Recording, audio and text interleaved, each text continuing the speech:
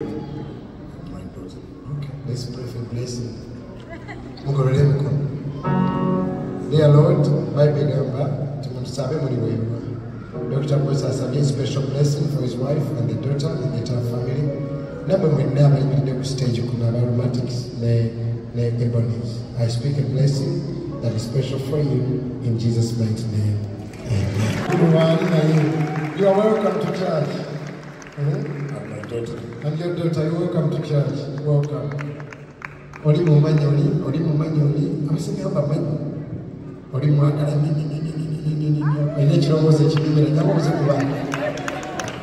I love your voice. Thank you so much, Pastor.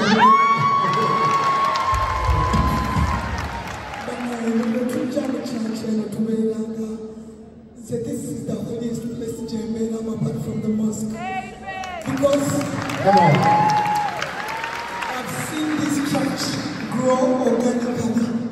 And I don't want to say. Dr. Bosa, I do want to let you go.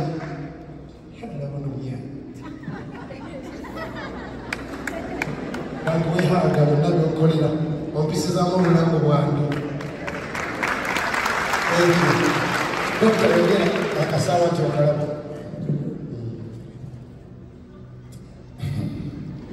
Yes, I love Pastor. When I am at Worship House,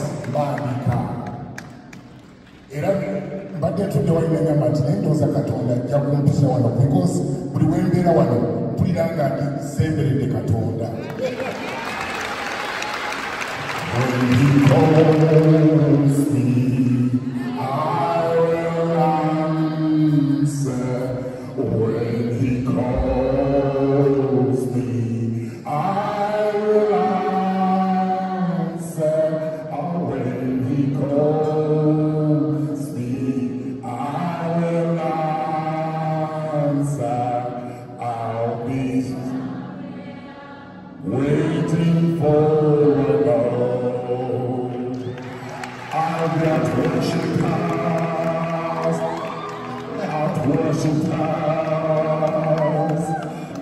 worship house, praising the Lord. I'll be at worship house, I'll be at worship house, I'll be at worship house, praising the Lord.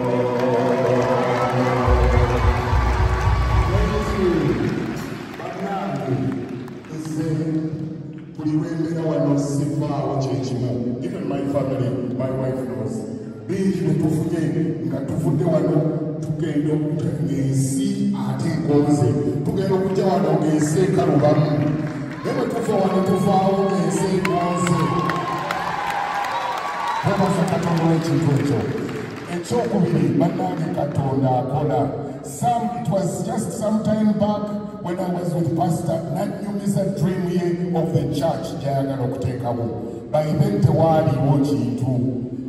But I thank God to know I still Mukama Akola, Atagenda Kola, Ate by Christmas, because he's working, he's here with us. I thank God for this. Pastor, I'm so touched. I'm so touched. Mukama yebazibwe nnyo. Nsonyiwa ebintu tina kyeyinza kukola oba kyegenda kukola obanga nina mu mind kyetugenda kukola netwasooka kusookerako wano kufuna amafuta ga Mukama wano mu Worship House. Era kyova olaba nti nze the Ebons ne ba Aromatic tuzze okubategeeza nti tulina kyetugenza kukola weekend ejja. Tukiyise Ebo Aroma mu Kibatu. It is a show, a collaboration between the aromatics and the Ebonies. So tubadde tulina okujja pastor to a blessing show era tubayita mwenna mujje tubeerewo bano beba aromatics and we have the Ebonies around here. Pastor echirala ekikutteko tekibeerawo, it is unique in this church. Wekuba nti olina omukyala akuba drums. I go to bands, live bands and so on. This is a unique thing.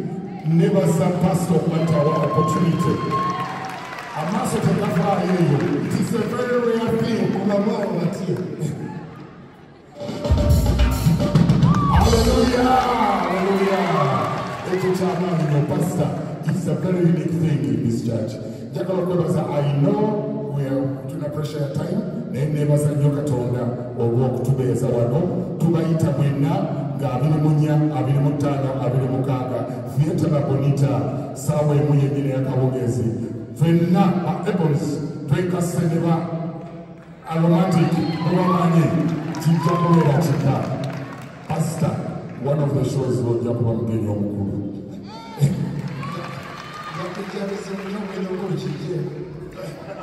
All right, shall we pray? Father God, thank you, because others go to witch doctors when they are preparing stuff. But Dr. Posa, Ebonies, and the Aromatics have come to church. We ask you to give them victory. So many people have come here. That's why they still come, because when we pray, you answer. We pray that those 4 days will come with success, so you come back here with a testimony. In Jesus' name we pray. So,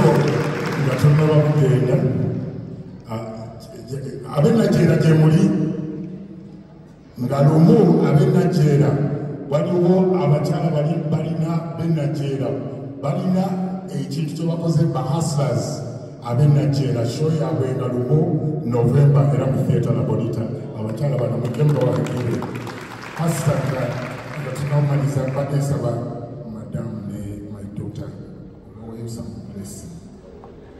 Blessing.